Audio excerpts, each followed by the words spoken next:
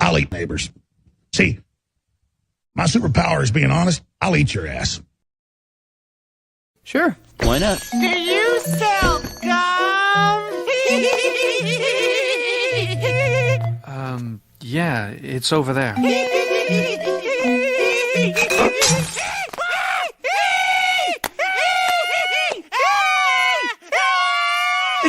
It's okay. Don't worry, we'll clean it up. Yipes. Just yipes. Yeah. Do you think they're cognizant of how bad they got it? Let's hope not, poor bastards.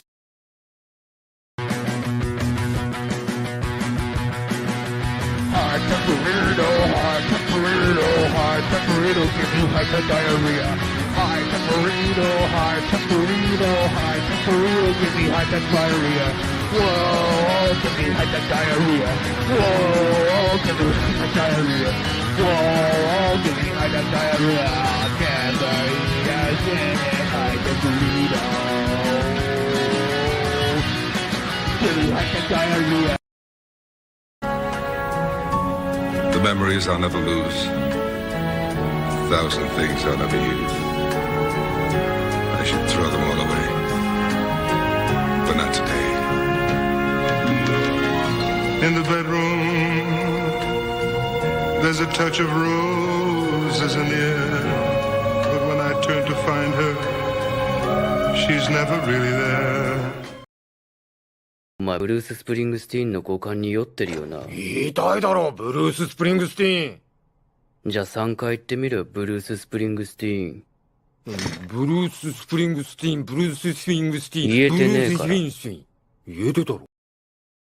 First you gotta press ham against the window. Fine. Yipes! Just yipes! Yeah! Do you think they're cognizant of how bad they've got it? Let's hope not! Poor bastards! Thank you. Have a good fair. One of us! One of us! Andy Warhol and John Waters, in conjunction with Saliva Productions, present Jim Barrie's beloved children's classic, Peter Pan. I think I see him. No, that's just a cloud. No, it's not. It's Peter.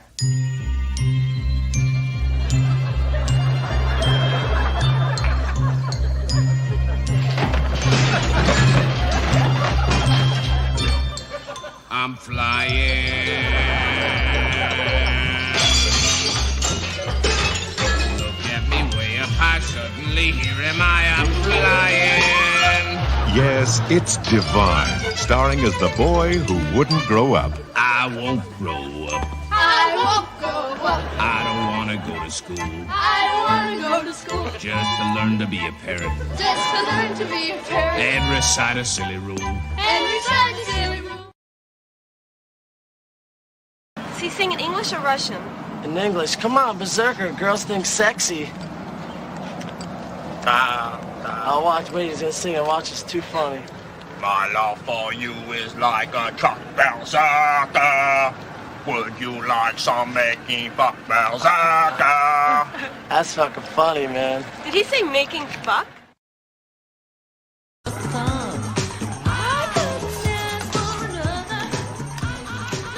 D'Andrea, you got any bacon bits? We like to put them in Artemis's hair, and they rain down on me when we bang. I feel like a Cobb salad.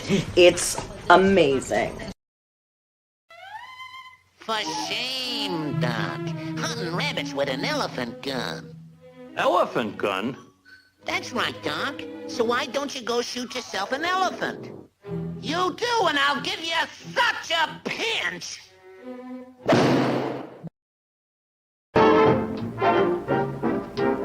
We're going to start our volleys. We hope you like the show. For everything is ready. We're raring to go. We'll give you all the latest songs and it's full of pep. We're gonna start with high chucks. Just watch this chorus steps.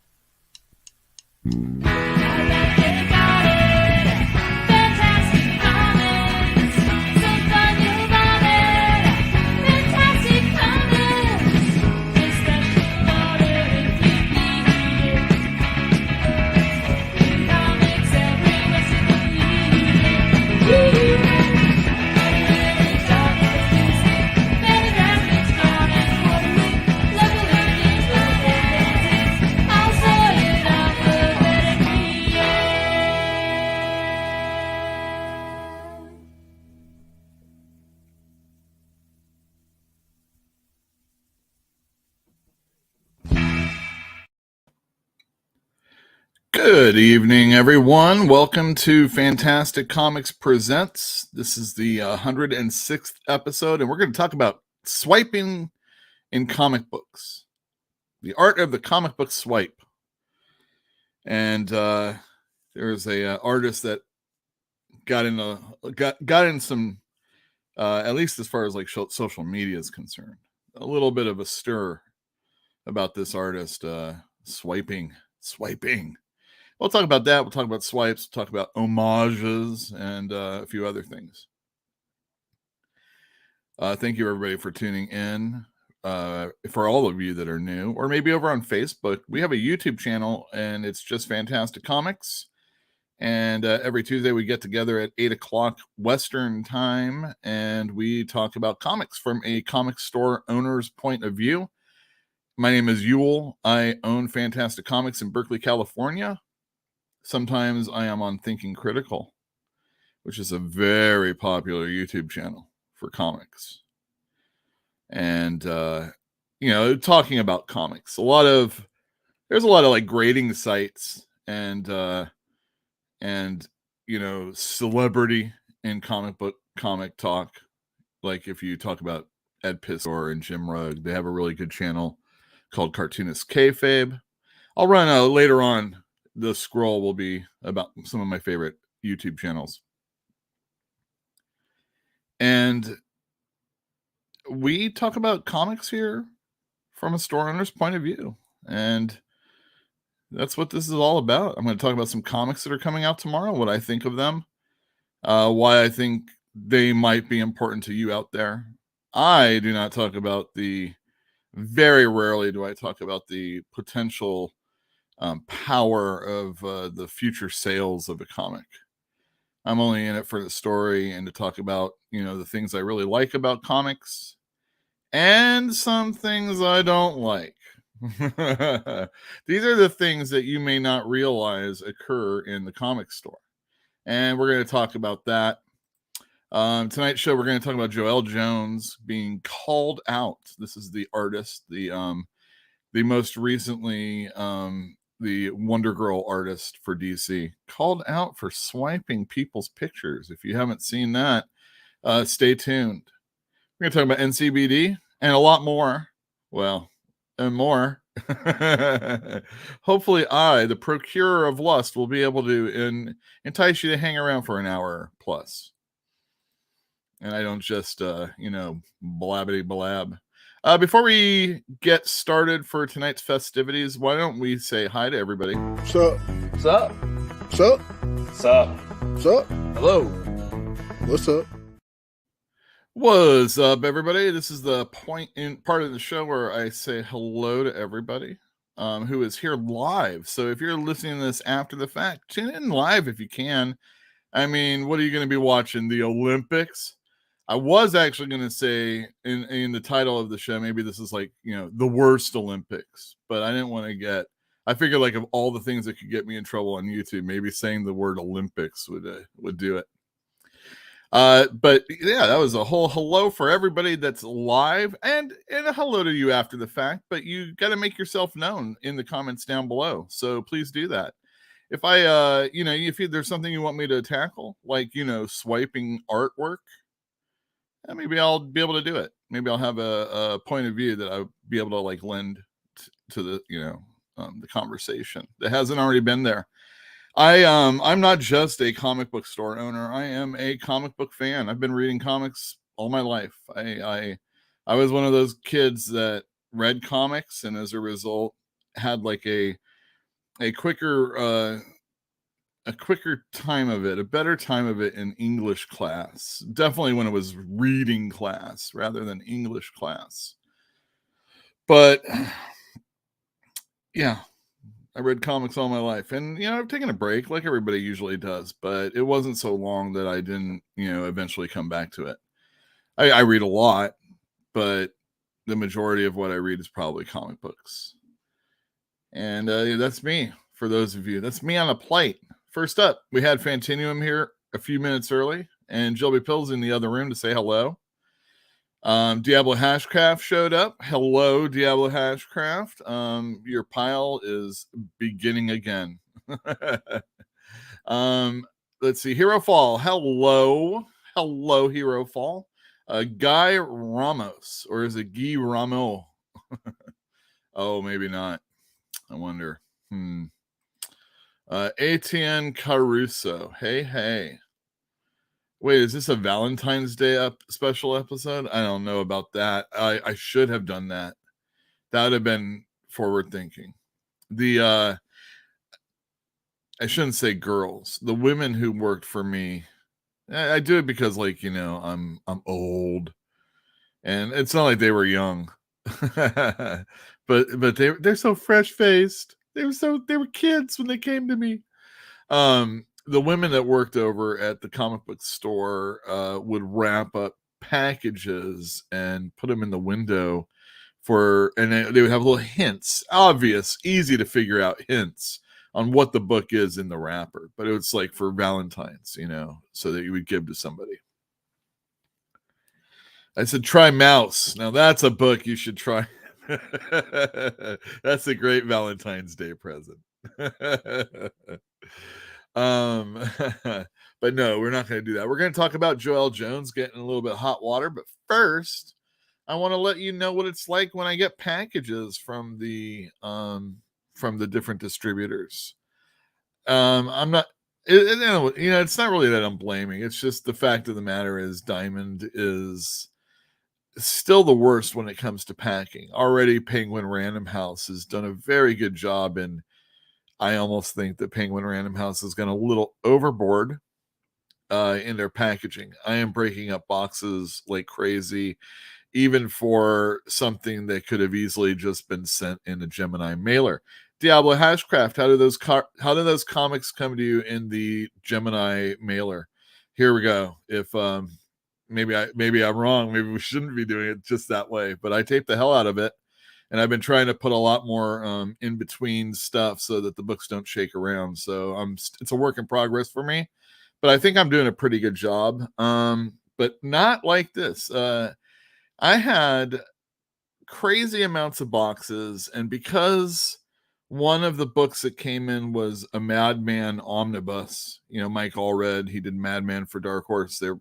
They did a second volume of of his series collected, and I got that, and it was in a box all by itself, it was all by itself, just that, all by itself. And it could fit in another box, and there was another box that just had one hardcover and a Diamond calendar and a few comics underneath it, like 3. Those could have gone in here, but because these were reorders, they put it in a different box, and then they send this one. but it's all coming from the same place.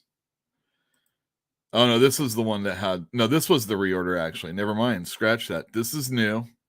This is new. They could have been in the same box.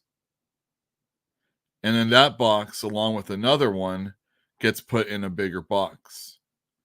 So I had like 4 boxes come to me, and that costs money. You know, it's like $5 or $6 a box minimum. And then if it's heavy, then it can really be a bitch. And then this was a reorder that came along with it. Still coming from the same place. Probably could have been put in a box with this, and a box put, and then all of these things at the same time. So that only one big ass box comes to me, and it wasn't even heavy. And when, you know, margins are really thin in comic books, you know, our discounts aren't what they were, and it's hard to achieve the level of purchasing from different companies to go up in so Penguin Random House doesn't offer a higher discount. At Diamond, if I ordered a ton of Marvel comics or a ton of DC comics and I met the requirements for the other companies, I might get a larger discount. But now it's been pretty much throttled by Penguin. It's good, and when you count in shipping being free, it's wonderful, especially since they're sending all these freaking boxes to me. I mean, this is my life. You want to own a comic store and you don't have grunts to cut up boxes? It's going to be your life now. The thing is, I don't need to get Marvel from Penguin Random House. I can keep working with Diamond when it comes to that. But number one, they package horribly. Number two, they charge for shipping. And 3, they give a lesser discount than I get from Penguin Random House. And so it's not just that. It's like different invoices, and, you know, putting the things in the system, and, you know, reading comics is very difficult, but that's life. This is just some of the stuff that happens. You know, I know there's people out there that are thinking, oh, well, I wanted to own an even bigger store than the one you have, Yule. Well, you know, double or triple it depending on what you're working towards.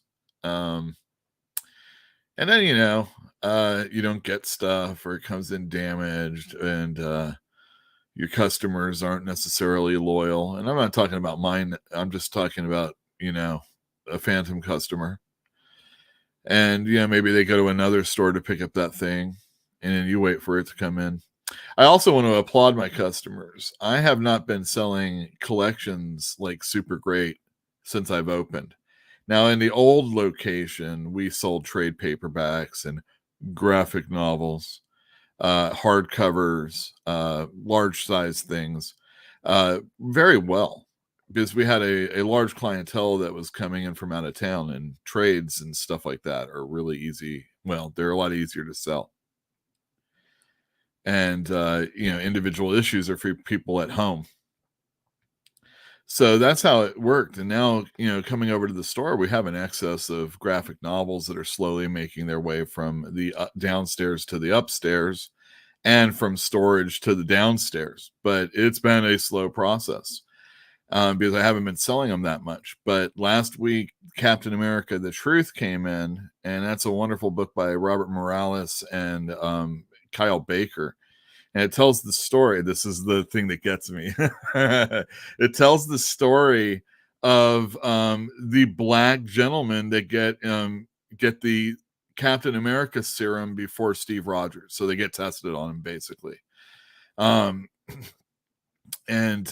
you know, so we get to meet these characters, and it's cool. And, you know, at the end, it's really it's patriotic, and you know, it's a great story.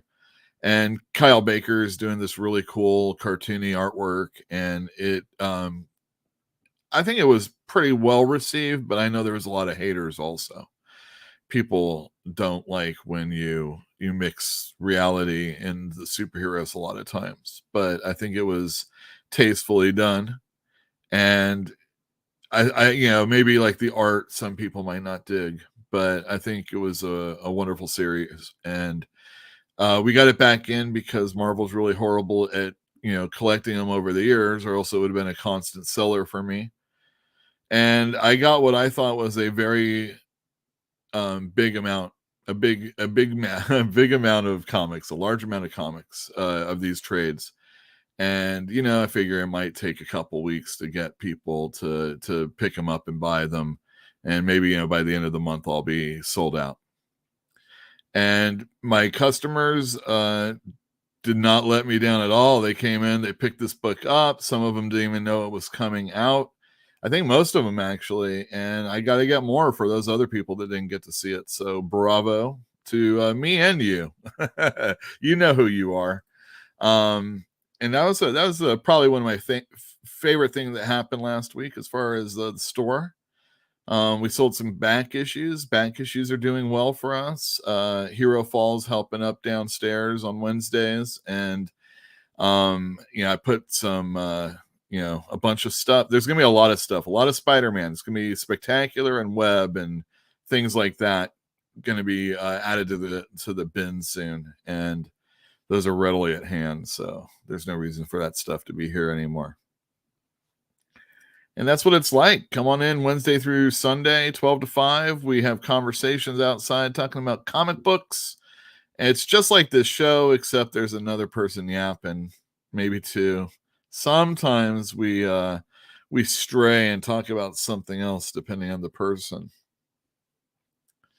And that's what it's like at the comic store. Let's see. All right, here we go. Diablo says the comics were mailed in perfect shape. Thank you so much. Excellent. I love the Gemini mailers. Those things are pretty much foolproof. Let's see. Fantastic comic. Yeah, exactly. Special mail order. Moby says maybe start a side biz selling boxes. I have to get boxes for the store. We do drawer boxes for those of you out there, and you're like, what is a drawer box? A drawer box is just like it sounds, it's one polling drawer that has a cardboard encasement. So think about all those years you've had short or long boxes, and depending on what kind of collector you are, you might have 4 boxes. And maybe you don't have a lot of room. They're in a closet. So you have 4 boxes, one stacked on top of another. Or maybe you're a serious collector and you have 8 to 10 boxes. And you're like, well, I still only have a little bit of space. So you do a crisscrossing method. Because you don't want to put too much pressure on those comic lids. So you go 2, and then you cross it 2, or maybe 3. You go 1, 2, 3, cross it 3, and then 1. Think about those boxes that you have down at the bottom, and you got to put stuff in there. Think about doing that since I've been 12 years old, probably, all my life, working in comic stores, bookstores, my own place, just lugging boxes around, but more importantly than lugging boxes around, moving a ton of boxes to get to the very bottom. Oh, sure. You're like, oh, I'm going to make sure I only put the stuff I never want to see again. You think about your having collection, you never want to see it. It's why do you have that collection? We have reasons for it. I understand. But drawer boxes, you put them on top of each other and you pull the drawer out. It's not perfect, but it's as close as I think you can get, because although I've seen really cool things made with drawers that pull out, when you put that much heavy weight in a drawer, like you're going to in boxes, I don't think it's lasting. And when it doesn't last, oof, not good. Let's see. Oh, yeah, excellent. Hero Fall, it was an A+ choice to I agree. It was the captain. Marvel and DC, actually. DC put out their Milestone Omnibus last week, and it is a big fat brick of old ass Milestone comics that you were either not alive for, or maybe you just kind of skipped out on. And the thing is like, I understand, it's all black characters or all minorities of the time, as they might have said. And, it just didn't sing to you. But we're more enlightened these days in comics, and we can, I don't know, can you hear that train? We're a little bit more enlightened. We can accept the fact that more than one character can actually be black or other, in addition to someone black or other in our comic books. So now Milestone coming out with this big brick, I mean, I think it was for the most part still ahead of its time, because they needed DC to be able to publish. And there's been a lot of hang-ups, and I think they were mostly due to the different creators and Dwayne McDuffie's estate that has like kind of hindered Milestone at DC, because I don't think DC technically owns them, but they have like a stake in it. And I could be flubbing it all, so it really doesn't matter. What matters is we're getting it finally. And yeah, I think it was smart putting it out in Black History Month. What I would rather see is keep it going, because I would sell things like Nat Turner in the old location all the time. A book I hadn't thought about for a while. Another Kyle Baker book, actually. And one that I sold in bunches. A very good book also. And Robert Morales only worked in comics for a short while. I think he was another gig, had another thing, but he's no longer with us. So I think keeping a very strong book out there, and I mean, Marvel, this is like, it's a fiction, but it's like, this is your Nat Turner, this is your March. These are all books that are comic books that you can read. Or original graphic novels also. And there's other things that are like that aren't just necessarily about Black History Month that you can go to. There's a lot of Kyle Baker stuff that isn't in print. That's a shame, because he's done some really cool stuff. I always forget the name of it. There's this one that he drew, and I think it was written by Reginald Hudlin and what's the guy, McGruber Magruder from Boondocks, and it's St. Louis is seceding. Oh geez, I'm blotching it. St. Louis is seceding. South St. Louis is seceding. And they want to it's heavy in it's African Americans that live there, and they want to secede. I didn't write this. I'm just telling you about it. From there, and they get they make a song, like their own state song, and the tune is to the Jeffersons. And it's hilarious. It's like heavy on satire and really good, and it's never in print. Of course, I can't remember the name. So what's a drawer box? I know exactly. Let's see here. Dang. So you think those cap sales suggest the MCU are driving some Marvel sales? Well, so there you go, Alex. When I was describing the book to people, it frustrates me a little bit. I got to tell you, I got to come clean. I was hearing about how this was in the Falcon Winter Soldier or something like that. And I didn't watch it, and I don't really watch those things. And they're taking like the very good stories. They're like distilling all the greatness. When everybody thinks that manga is doing really great in America and its sales are doing better than American comics, it probably is true. But, there's a lot of manga out there we'll never see. And we're just getting the really good parts. And, there's probably some person, some Japanese person, or some person who really is into Japanese culture and manga. And they're probably like, oh, One Piece, or they're like, or even a better one, oh, Junji Ito, if you don't know about this person, you don't know manga, that type of thing. And that's kind of, and I'm not trying to say like that's exactly how I am with the MCU. But when you're seeing, oh well, I guess a bastardized version of something that came before, it's just like a novel in a book, in a movie, or a comic book based off a movie. I mean, it's a copy of a copy, and whatever the limitations of what is presenting it to you, it doesn't have what it originally had. And I think the comic book movies and I'm not like, who was it? It was like those good directors out there, guys that went to school with Spielberg. I don't think it's like maybe like as far as going out and seeing cinema, like the big C cinema, maybe those things, these movies kind of have killed that, like going out to see movies. But because prior to COVID, movie ticket sales weren't that great unless you were looking specifically at like Disney movies, Star Wars, or a superhero movie. Maybe one of the DC ones did well, or Spider-Man for Sony and stuff like that.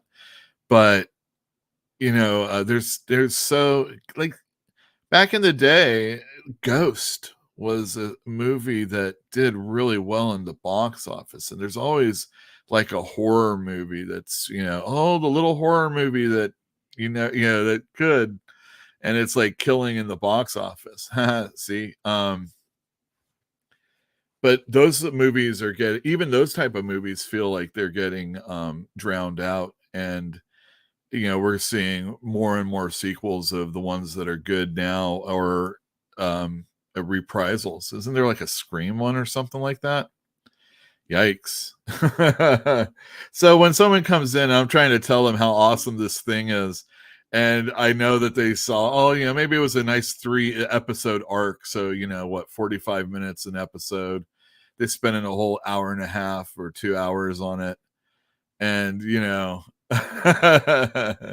don't know, but it was a mini series, so I mean, it's not like it was a very good book, and I think it was powerful and important, and it played within the Captain America universe properly, and I think realistically also, given America's predilections to make people take sugar pills. Hero Fall. What people say when they say manga sales are great, they are saying the sales as a whole rise. Oh yeah.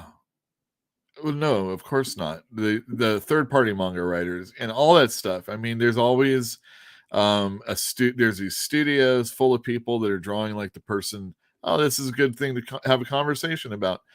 People drawing like the other people.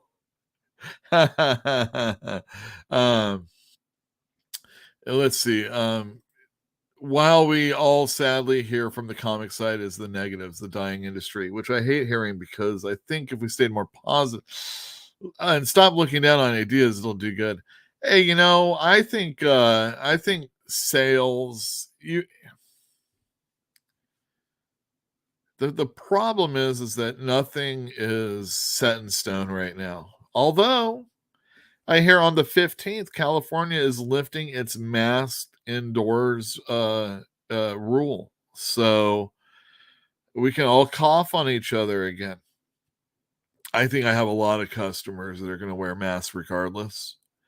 I think I know exactly which ones aren't as into it, but they'll probably have them also. I think everybody is really cool and respectful, especially in the comic store. It's small. I'm not going to have a lot of people in there at one time anyway, so it's not like everybody's going to be, just like all up on each other. But it's really hard to not be up on each other in that space. But I'll have masks. I have plenty. I'll get more. I'll have them for people that want them. I definitely want them, because working retail, I think there's been a lot of times where I would have been happier to either have a mask, or definitely another person have a mask, because those people that are kind of like sniffling. And I'm stuffed up right now. You know, the course of the day has got to be. And you know, I wake up and I got a leaky nose.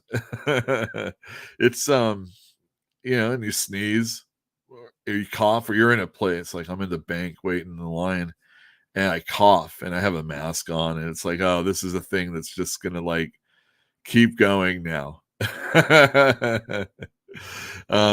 It's horrible. No, it's just I got a little thing. It's not a thing like that. It's just a thing. And then you're coughing, and everybody knows how that is. But no, I think the masks. I'll still encourage people to wear masks because, you know, I think we're too comfortable around each other that way. Let's wear them. Come on. I mean, it can be stylistic. I mean, it's a shame that I can't grow a proper beard and have it seen, you know, like that picture there. So I just shave it all off instead. On that note, I will start my cam. Hello, everybody. This is what I look like. If you didn't know, I'm wearing a Spider-Man hat. Gonna take a sip of coffee.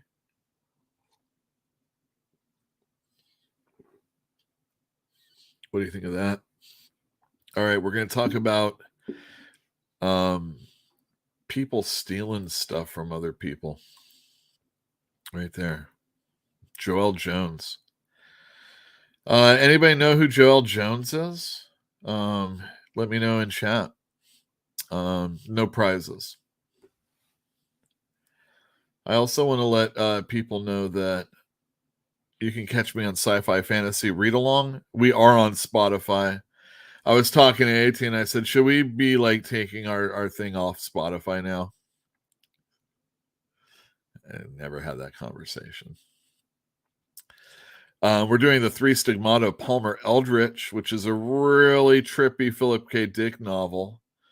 I think that's the thing about Philip K. Dick. He's very trippy, and there's definitely some hallucinogenic type of travels. I feel like I could just drink some orange juice and crack my back, and I could be right there with him.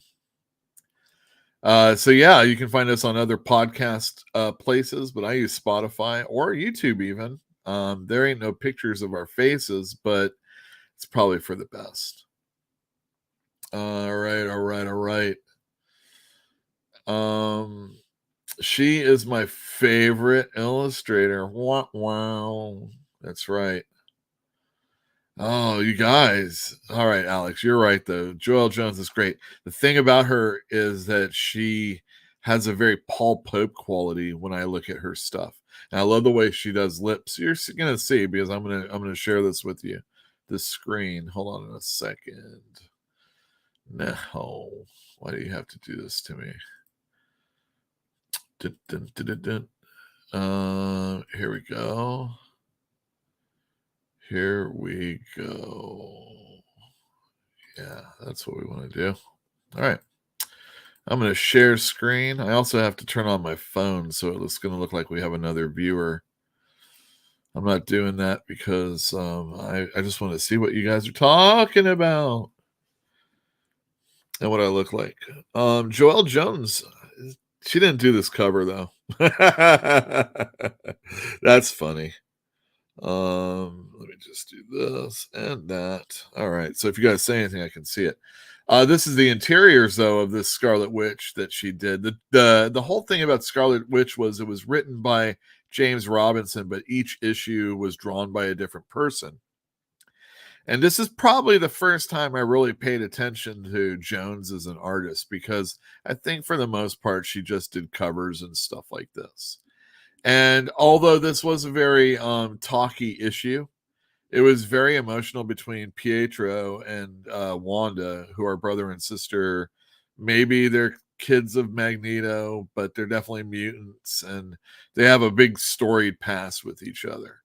And this art was just fantastic. The writing was really good. James Robinson sometimes you think he's the best comic writer ever. That's how good he is. She did Wonder Girl. which was really, really enjoyed initially by a lot of people, including myself. I thought this was a really good book, and Jones has been writing and drawing for a while now, and this was definitely a breakout book. Oh man, it doesn't continue. All right, so I'm going to stop sharing for now. And I thought I had more pictures of that. She also did. Let's see, what else did she do?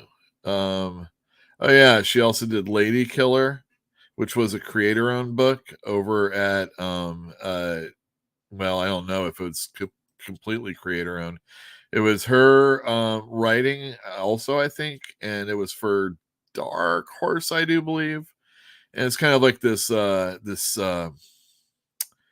know, like Serial Mom, but it's she's more like for the mob type thing, if I'm not mistaken. She also did so, and then for DC, her big thing was she wrote and drew Catwoman and redesigned the costume there. So that's some cool stuff that she's done. All right, now let me get to the whole ordeal. I gotta talk while I'm doing it. Sick Media Comics says, yo. And so do I, man. Let's see here. Alex says, great call. I never read the Paul Pope and her style, but you're thank you. I don't have a lot of people to talk to about Paul Pope. He hasn't really done enough to where people really know him. And some of his stuff is difficult for for the average comic book reader to get into.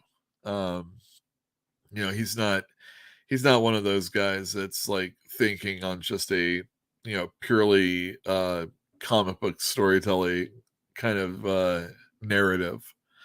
And definitely not what I'm going to say normal. The normal people are into. But when you like finally graduate just superhero comics and you're looking for the next thing, and really, for the most part, Image is not as indie as people want to believe.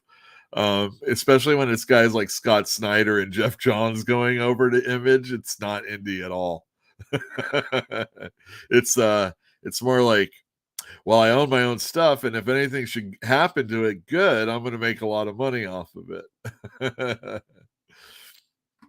How's your father? Says Joelle's so cute, or is cute, so I forgive her. Well, you know, she is definitely a cutie, isn't she? It's hard to. I mean, you know, let's be real about it. We are talking about a person that looked at something else and drew something and it looked like it. And that is not that happens all the time. From what I understand, Rich Buckler, like in the 70s and 80s, he had a swipe file that was crazy. And basically what his thing was like, he has a picture of the thing punching in a certain way. Or maybe it's not the thing. Maybe it's just, you know, maybe he had like different things of everybody punching in a different way, and he could just like basically swipe. He could draw it, he just couldn't, I assume, come up with it in his brain to do it. You think after a while you've done it so often you wouldn't need those other things. It would just be like muscle memory, because he's not doing stuff that's like, you know, gonna be, there's a lot of people that put out the words like, oh, this person's like the greatest, right? We all have a greatest. Who's not? And we all understand that, you know. Oh, I love Pauly Shore movies, right? Okay, Pauly Shore movies are the best. I love them. I can watch them all the time. Yikes. Wait. Oh no, that's the wrong one. It's The One of Us. Yeah, exactly. If you we all have things like that, is what I'm saying. And the swipe thing, you know, when you get to, I mean, I love, my favorite swiper is Greg Land. Everybody hates Greg Land. He does like he's like seriously taking pictures of like porno people or stuff like that and like drawing them.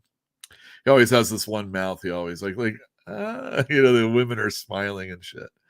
And like other people have done it. I was gonna get pictures of Keith Giffen's work. He came back one year and he was drawn in a different style, and it looked exactly like he was lifting. I forget his first name. It's Sampoyo, some Spanish illustrator, I think. And he brought it to America. Keith Giffen, he went out there and he culturally appropriated this guy's art, and he started working in this, and everybody's like, oh my god, Keith Giffen, he's not drawing like Kirby anymore, I guess. And then someone's like, oh no, this is this guy here, and this was like public shame. Keith Giffen, it was like going to be hard to like kind of live it down, but eventually it's like, well, look, I was reading it, I was loving it, and it influenced me. I mean, when I was trying to like write, like a song, whatever I was listening to at the time was probably influencing me, because I'm not, musically inclined. And, putting words in something I've heard is easy. And filling in a book and maybe swiping something or maybe Google imaging something is the preferred method of doing this. But now let's take a look. Let us take a look at what Joelle Jones has done. Share screen. Here we go. Boom. All right, Joelle Jones, look at this. This is going to be Trial of the Amazons. So Wonder Girl is ending because of bad sales. Maybe Joelle's just not into it. She hasn't been drawing it. Supposedly she lost someone in her family during this book, so that could be a lot of what's been going on. But there's a 2-issue miniseries that's going to tie in, and it's going to be basically Wonder Girl and the Trial of the Amazons. And you can see Wonder Girl up front. Yeah, it's nice. A good picture. It's fun. It's got all these fun ladies right on the cover. Here is the X-Men page in question. This is by a person named Pepe Larraz. It's the first issue of X-Men by Jerry Duggan that follows the Hickman X-Men.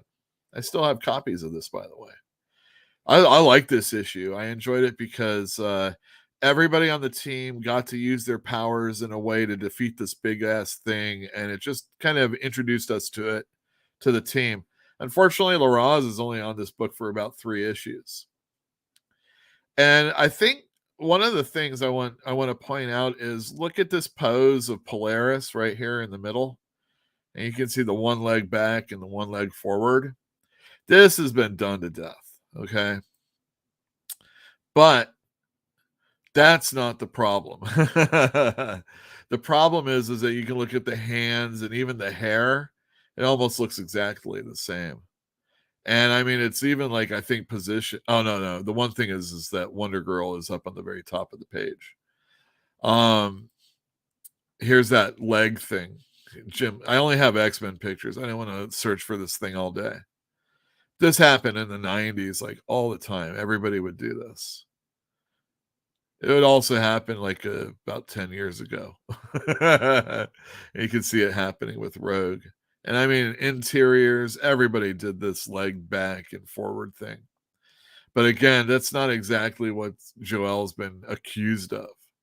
On the same, so going back, here we have the hands and the legs, and even the face is almost drawn exactly the same.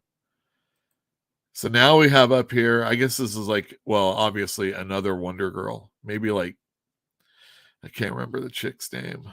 Anyway, look at that pose. And then look at Jean Grey. Look at the skirt of Jean Grey. Oh, shoot. Damn it. We're going to have this picture again. Look at the skirt of Jean Grey. And then look at the skirt here. It's pretty damning. It's pretty damning as far as like, whether or not you can like really say it's a swipe or not, because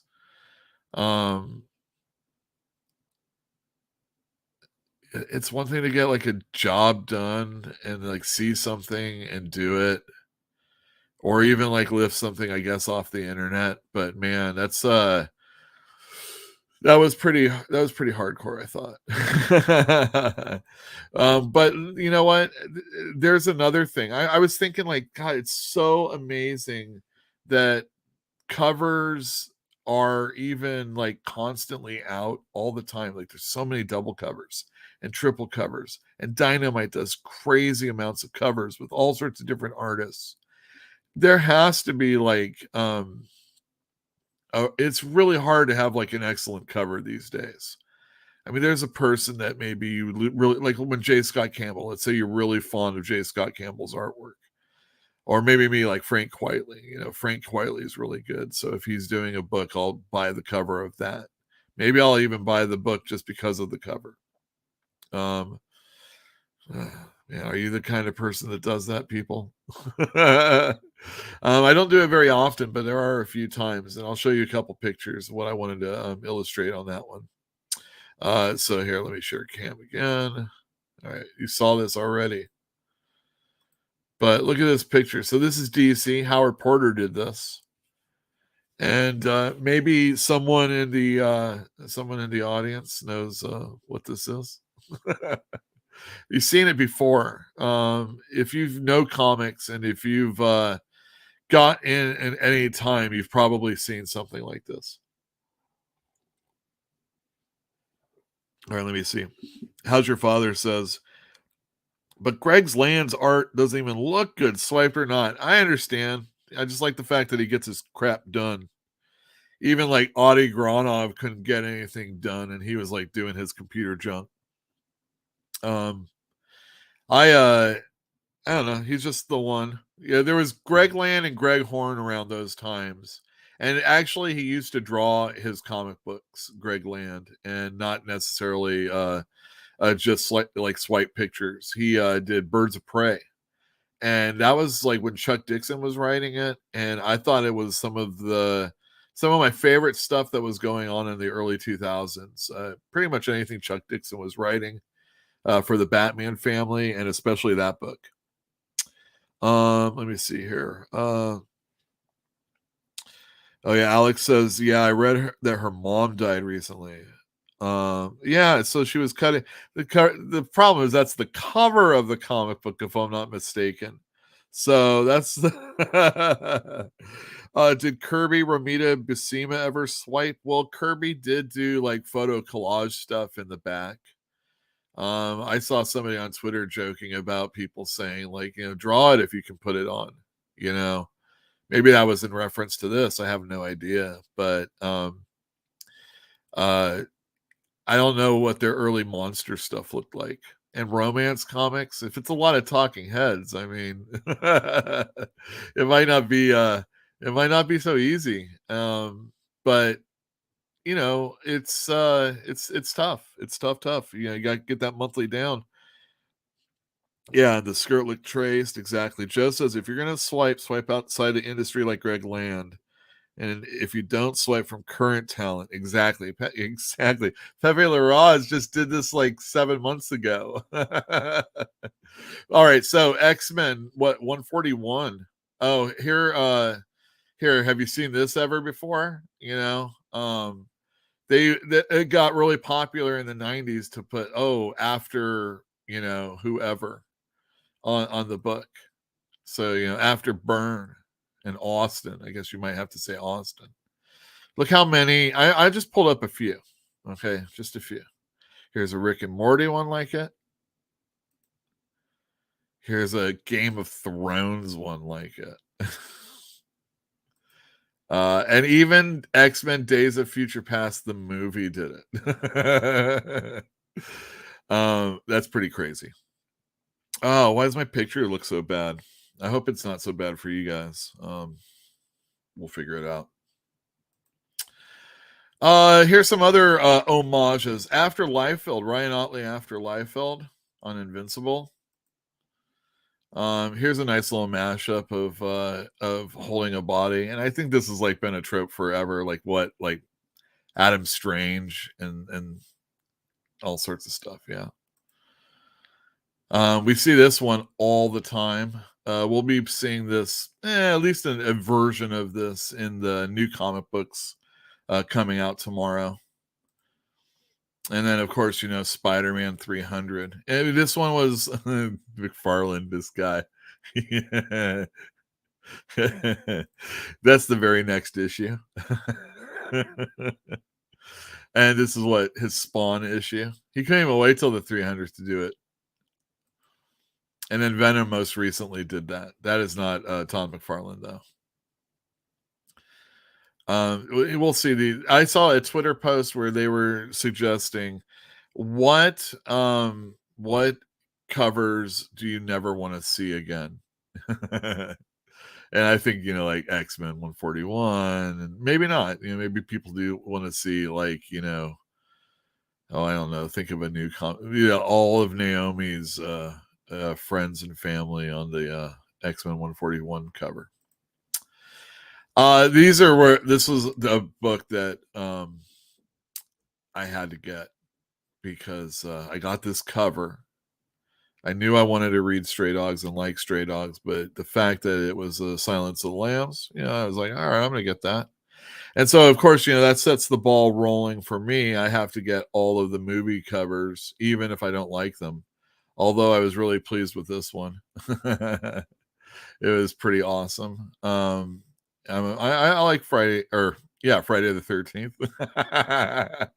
Sometimes I say Friday the 13th, but I'm really saying Freddy. And that would be wrong anyway. What else? More movie covers. X-Men, excellent. That was a good one. I like that. I totally got that Superman cover. Actually, I got all the Superman covers. They did one. I think it was Superman, Wonder Woman, and it was Gone with the Wind, if I'm not mistaken. And I forget what the other one was. But yeah, these are pretty cool. I dig this one, this barbaric. It even says, like, on the comic book that this cover is honoring Barry Windsor Smith. And I'm going to show you the Barry Windsor Smith one. Does that honor it? What do you guys think? Wouldn't these all be swipes? I mean, I'm not even a fan of like collages and stuff like that, but if that's real, I remember there were a lot of people that were getting upset with this one artist, and I guess this is like an outside artist, not comic book artist. And he was taking like comic book pictures, and I'm not even sure if he was like repainting them or anything like that. He might have just been blowing them up and putting them on canvas, and then he would just smear some paint around like he was like an ape at the zoo throwing his shit on the screen, putting some pictures up maybe over it. I can't remember what it exactly was, but it was basically utilizing the existing artwork and like just doing some, Andy Warhol bullshit to it. And, and a lot of people were like, no, he's stealing original artwork to make this happen and all this other stuff. And I always thought that, if you can borrow pieces of other things to do projects like that, and like it's totally legitimate. The inking on the cover, if you look at the sword right next to the pole here on the bottom left, so Conan's holding the sword, that line weight, I don't know. I guess it's separated from the guy in the back. It's pretty cool. I like it. There's something weird about that, but maybe it's just I'm used to looking at Liefeld drawings so much. It looks like a very short sword. It's starting to bother me, so I'm going to turn this off. I was never a fan of Barry Windsor Smith's early stuff. I like a John Buscema Conan. What do you guys think? A John Buscema Conan? I don't need to see giant-sized X-Man #1 again. On the cover of Excellent #1 from last week, it's kind of like that X-Men 100 issue. I dig that one. Now No, Roy Lichtenstein. I think that's like that style of artwork, but wasn't it something more recent? I like I think I saw it like on a Bleeding Cool article, but I could be wrong.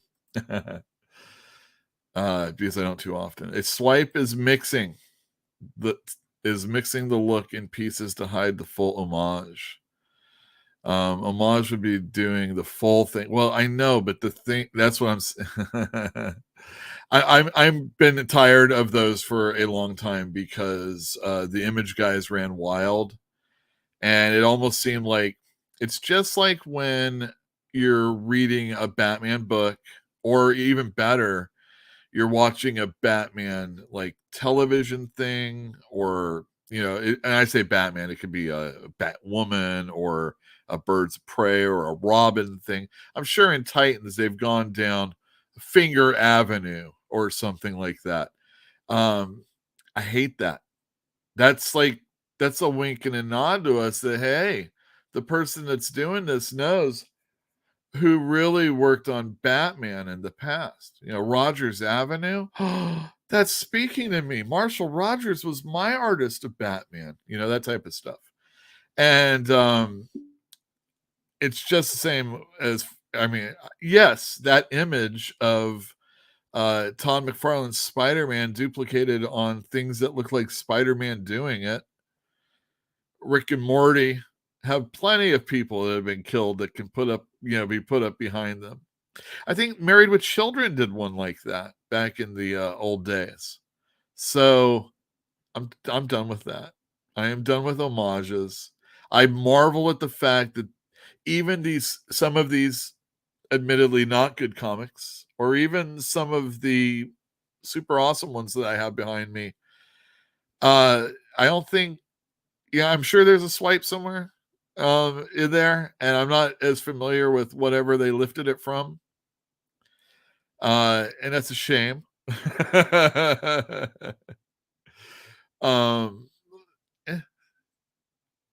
That's my talk on swiping. I don't really care because I can't draw, and if I don't notice it, it doesn't bother me.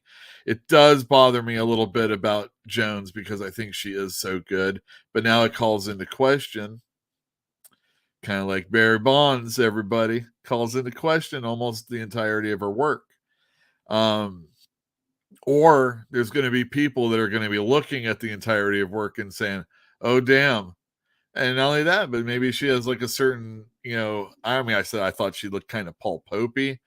Now do I have to look at his stuff? But I understand it's tough to get these things done. You're asking a lot of these people, and even if they're getting paid well, it probably isn't worth the carpal tunnel they're getting. It's called No Pain by I hate to do this. I think it's the wife of Sikoriak. That's the guy who does the Unquotable Trump and the Scholars. I can't remember what they did, like all in Kirby. It's not swipes. It's just homaging. He's taking like Marvel covers from like Kirby and Ditko and stuff like that, and he's attributing them to like Shakespeare and philosophers and stuff like that. Not action philosophers, but Sikoriak. Anyway, I think it's his wife that does comics. In fact, she did the picture of Pochi. Now I'm going to look for that for you. She did a picture of Pochi that we commissioned from her, and what she does is she draws the musculature of the dog, or of her. She picks apart and she draws the musculature of the character in like just one spot. And I don't have it here, unfortunately. Oh man, that sucks. Okay. She also does a mini that is all about artists and how they can take care of themselves at the drawing table so that they don't get things like carpal tunnel and things like that.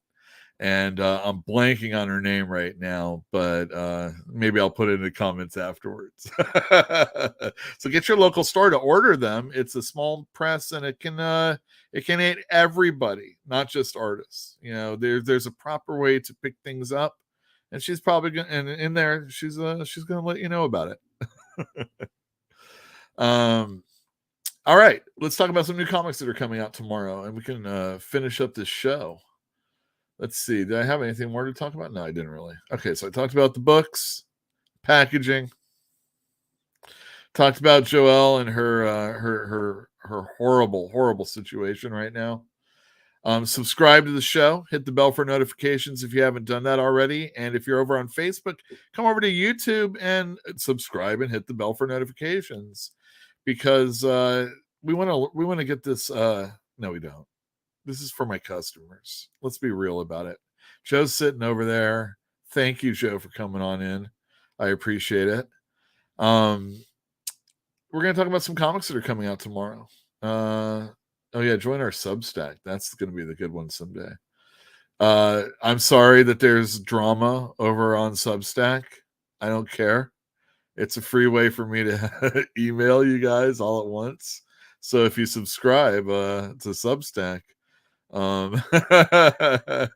you can know something maybe. Let me run also. These are the shows that I really enjoy on YouTube. It's hard to keep up with Cartoonist Kayfabe. It's hard to keep up with Comics by It's hard to keep up with Thinking Critic. You know, You Murder That Guy is easy to keep up with. Shane Halla. The problem with Shane Halla's show is that you got to look at what he's talking about. So if you're the kind of person that wants to listen to like really cool insights about comics, but then want to look at it while you're doing something else, doesn't totally work out. Anyway, I'm going to let that go while we talk about the books that are coming up tomorrow. It is kind of a light week. I have been surprised in the past when I've said that. I don't have a whole lot of things to show you. But first up, Draculina. Number 1. This is ridiculous. There's a bunch of covers because it's a Dynamite comic, but I only got a few of them. There's a cosplay one. Yikes. This is written by Christopher Priest. So if you have any doubt on whether or not this is going to be good, yeah, so do I. There you go. Maestro, another 5-issue miniseries coming up by Peter David, and I don't know what Peralta's first name is. Is that Pascal Ferry? Really? Wow, if any of that's true. Peralta's good. I just can't remember his first name. Joel Jones probably knows it. Nonetheless, this is the Maestro story. He's the evil Hulk in the far future. Yeah, it's good. It's fun. All this Maestro stuff's been good. Devil's Reign, number 4 of 6. I have been upping my order because I keep selling out. As of right now in the store, I think I have issues 1 and 3. Not number 2. But it doesn't matter. They're all really good. I've been enjoying Zdarsky on this Devil's Reign because it's got all these superheroes in it, and they've got a bad guy in the Kingpin, and Doc Ock is kind of like a bad guy, but he's thwarting the Kingpin, and that's pretty fun. And the art's been really good. And I don't read Daredevil often, but this is a good one. I like it. Devil's Reign is one I could see getting the graphic novel. Ooh, I said it. And, selling it to people when they're like, oh, I just want a fun Daredevil story. They don't have to worry about all that stuff that's been going on before. It's pretty tight. And I think it's, as far as the story, I think it's one you guys should check out. All right. I thought this was a one shot. Maybe I'm wrong. Suicide Squad Blaze is written by Cy Spurrier. And I forget who the artist is. Let me see if it says. Aaron Campbell and Jordi Belair on color. This is a Black Label Comics, so there's bound to be lots of cursing. And yeah, if you like Suicide Squad, you got to get this. I don't really have to tell you more than that. Ooh, this one's good. Apache Delivery Service by Matt Kent and Tyler Jenkins. And I guess it's Hillary Jenkins on art, or on color, but I could be wrong. This is fun. I like these guys working together. They did Black Badge, which I've talked about endlessly on this show before. And this is about a guy in Vietnam, and he's been given this this opportunity in the midst of, the Vietnam War, or not a war, police action, I guess. And also there's something out in the jungle killing fools. So I still have the first issue. I recommend it. Justice League. This is very similar to that. It's a little off though. But even still, this looking down, the whole team looking down thing. This is written by Brian Michael Bendis, and I am not necessarily recommending this book, except for the fact that Sanford Green is doing the art. So if you like this cover, oh man, I can't wait to read it. Well, actually, the words, I can, but the art, I like it. Justice League Annual. Next up, we have Hellboy and the BPRD, 1957.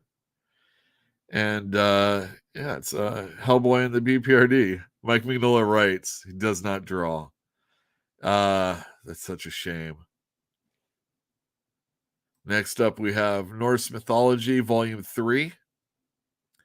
Neil Gaiman and P. Craig Russell. This is a comic book based off the Norse mythology book that Neil Gaiman wrote, I think, is how it works. P. Craig Russell is the scripter. Oh, no, I didn't mean to do that. And then the art is by David Rubin. And I'm not sure who Galen Showman is. Next up, we have Superman, Son of Kal-El. This is the 8th issue. A lot has been made recently of whether or not Superman sales have been good. Taylor, Tom, has taken to Twitter in the past week and defended his sales of his books. The problem is that DC is distributed by Lunar, and no one over there is telling any numbers of what is being sold. So the only thing they can go on is this point of sale system that only some comic book stores use. I use a point of sale system, but it isn't that one. Superman, Son of Kal-El is selling okay in my store. The new readers that have been buying it, let's be real about it, because he's bisexual, he's part of the community. They're reading it, or at least buying it, I should say. And they're still buying it. So I hope they're reading it and are enjoying it. I thought the first few issues were okay. I've been selling out of this, so I haven't been reading it as closely as I had prior. The art's okay, but Joshua Timms is not on this issue. And that's all I have to say about Superman. I think that explained what was going on as far as the sales, though, right, guys? That made sense, right? Next up, we have Secret X-Men #1. Who doesn't love a #1 issue? Now, I know I've seen this cover before. Francis Lennell-Yu is not doing the interior, just this cover.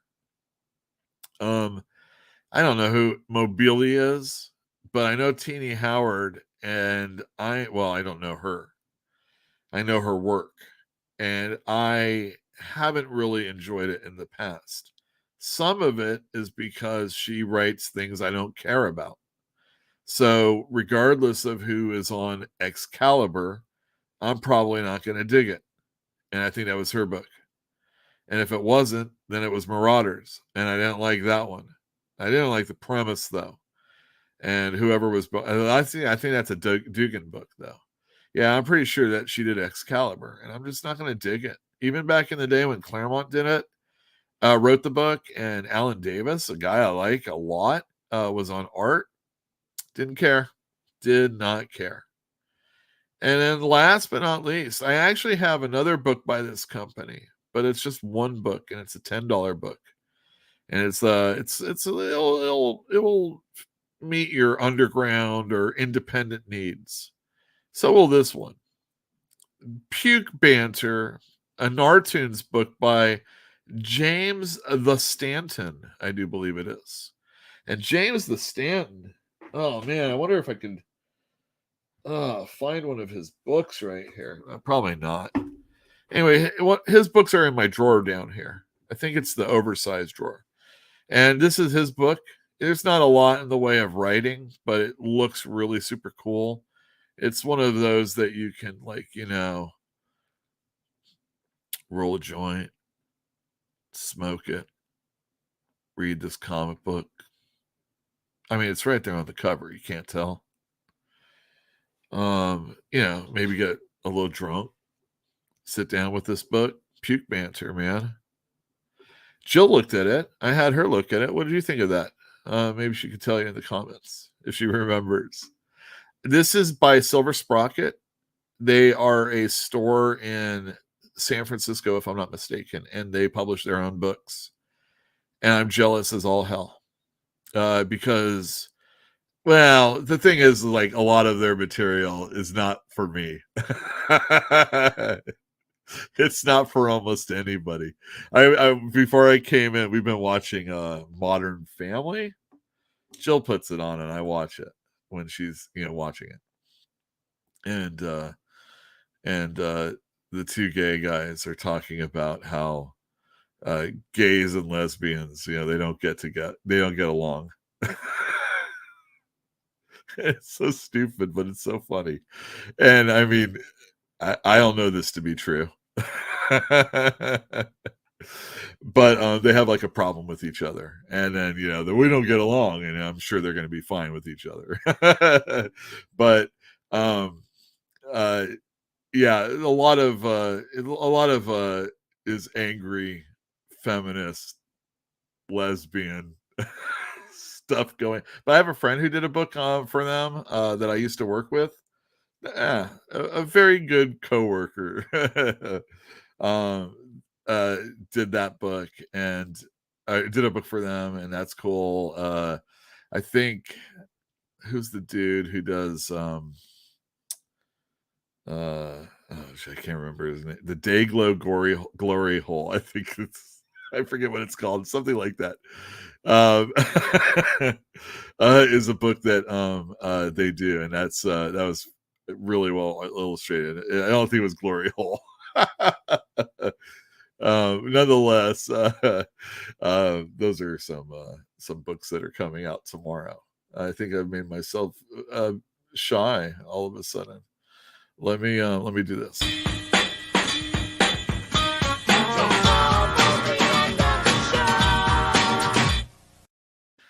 That's right. It is almost the end of the show. Thank you, everybody, for tuning in. Let me tell you about our Patreon.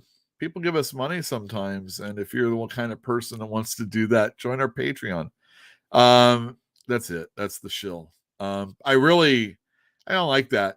I mean, I really appreciate everybody that's helped us out. And not only that, we were able to buy a collection of comic books. It frees up situations. It pays the bills. And it's awesome whether people are outside our area code, shop with us, or just like what's going on here, thank you very much. I mean, almost everybody I've served, it's super great, and it makes me feel good. And any little bit helps, whether it be $1, $5, I don't know what it is. I think you have to do like $1. And I appreciate it. I do have an interview, and I've done some other things that are time sensitive, so you don't need to listen to those. I would like to do some stuff that's special. It's just everything else is so very, very time consuming. And I don't know. It's like getting together with people to do this. Like Joe's here, man. I should have him on the show. Last week, Jimmy was in the chat, and I should have him on the show. And Rick, who's been on the show a few times also. I should get everybody together. I should definitely, yeah. I would be the odd man out for sure if I got all three of those fools together. But I don't want to bug people, and I know they're already being harassed by either Wes or somebody else, and or Perch, and you don't need me adding in. But having said that, Rick Worley, who you should definitely subscribe to his YouTube channel. He has a really good thesis on the first prequel, the prequel sequels to Star Wars. He talks about how awesome they are. And if that doesn't get you pissed off, you should watch his video about why Woody Allen's innocent. And if that doesn't piss you off, I'm sure he'll have something else in the future. So yeah, Rick Worley. I'll put that on favorite channels now. Yeah, but yeah, so I have a Patreon. It's for Fantastic Comics. Everything's for Fantastic Comics. This is your store, even if you don't shop with us. Just come on in, hang out. I'm definitely going to have some people on though, and I have a couple. We'll mix it up so it's not exactly all comic books. And I don't know. I want to stretch my wings, and I don't know. Maybe like check this book out. So I went to a comic book store today because right next door was a pet grooming place. So out in Castro Valley, I went to Crush Comics. And I always have to buy something when I go to a comic store, when I first opened Fantastic Comics in 2011 with my brother, there was this woman that would come in. I can't remember her name right now, and it's upsetting. But she was Nepalese, and she said that everybody in Nepal, if you were like the first person to come into a shop, you would be harassed until you bought something, because it's bad. It's good luck if you make money from the first customer. Like the rest of the day will be good. And that's called Boney. I don't know how to spell Boney. And anyway, I bought this Rampaging Hulk Essential comic book. The Essentials was a Marvel series that printed everything on newsprint and in black and white. The best thing about this is the Hulk magazine, the Rampaging Hulk, which was magazine sized, so this isn't as big. It was already in black and white. So I'm not getting ripped off there. No, I'm just joking. Black and white's great. You can really see the page.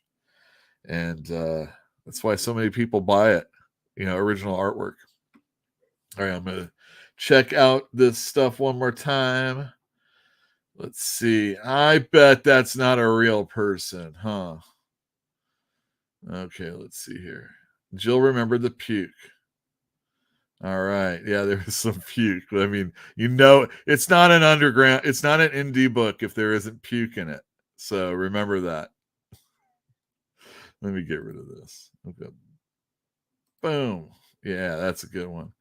All right, Fantinium. Good night. You're going to have a lot of stuff tomorrow. Trust me. Oh, Joe likes Sonic the Hedgehog. That's great. Maybe we should do that. Sonic the Hedgehog. Have you ever seen early issues of Sonic the Hedgehog if they're not already yours? Because that's not something you see too often. Like, the first couple. I have I have to bring them back to the store, but I have a very good Simpsons collection that made it to the house but never made it back to the old store, to the new store. And yeah, I mean, it's just one of many things I have to do. All right, let's see what this says.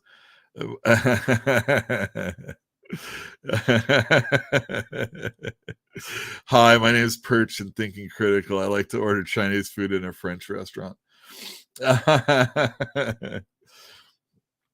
Oh, okay, very good. Sonic was how you got into comics. Excellent, excellent. I did not read any funny books. That was like, can't do it. Let me see here. Oh, you guys are talking. Very good. Excellent, excellent. All right, everybody. Go out, buy some comics, read some comics, and let me know in the comments down below what you are enjoying right now. Definitely check out Matt Kent Anything and Apache Delivery Service is the thing that's coming out right now. That's probably my walk of the week if I had something like that. This is for people that want to read the comic book. I would suggest you buy a Matt Kent comic book. They're usually very, very good, and I don't think I've ever not liked one of his books. Even when he took over for Lemire on that Frankenstein when DC did their New 52, he did a really good job picking up that one of those books that really shouldn't be great, and he continued it, and it was very good. And Matt Kent, Apache Delivery Service. Anyway, see you all tomorrow in the store or next week online. Thank you very much, and we'll see you then.